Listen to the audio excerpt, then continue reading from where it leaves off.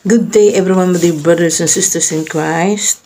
Today is Sunday, 5th Sunday of Easter, April 28, 2024. Welcome sa aking video. I am Myrna Dalia Mariano of CDS Philippines. Would like to share the gospel for today. Let us pray first to the Holy Spirit. Come, Holy Spirit, grant us the gift of wisdom.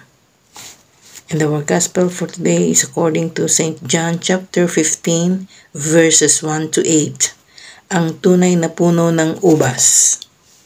Ang mabuting balita ayon sa aklat ng San Juan.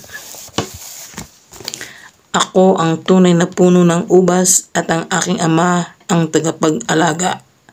Inaalis niya ang bawat sangang hindi nagbubunga at kanya naman pinuputulan at nililinis ang bawat sangang nagbubunga upang magbunga pa ng lalong sagana.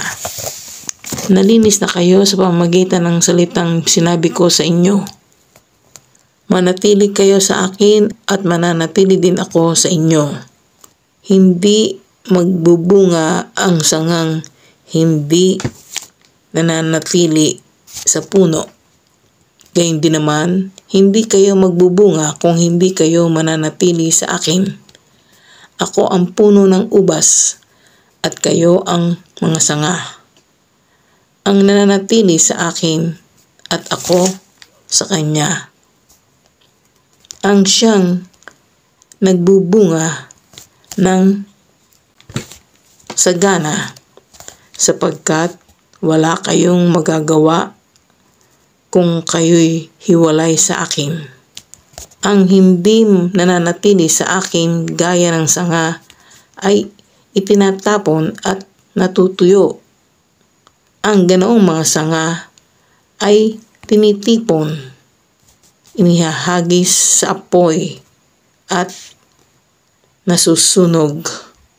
Kung nananatili kayo sa akin at nananatili sa inyo ang aking mga salita, hingin ninyo ang anumang nais ninyo at matutupad iyon para sa inyo. Napaparangalan ang aking ama kung kayo'y masaganang nagbubunga at sa gayon kayo'y magiging mga alagad ko.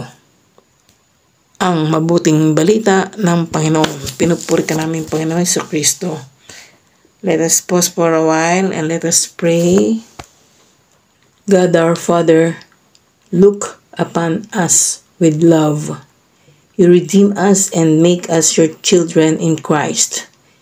Give us true freedom and bring us to the inheritance you promised. We ask this through our Lord Jesus Christ, your Son, who lives and reigns with you in the Holy Spirit, one God forever and ever. Amen. God bless us all in the name of the Father, and of the Son, and of the Holy Spirit. Amen.